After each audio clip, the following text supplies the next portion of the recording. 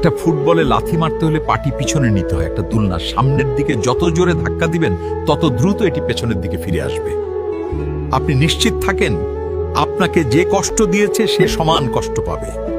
আপনাকে যতখানি ব্যথা দিয়েছে সমান ব্যথাটিকু সে পাবেই, সেটা আজ কাল কিংবা পরশু, শুধু সময়ের অপেক্ষা মাত্র। আপনি ধৈর্য ধরুন, নিশ্চয়ই আপনি তার প্রমাণ নিজ চোখেই দেখতে পাবেন।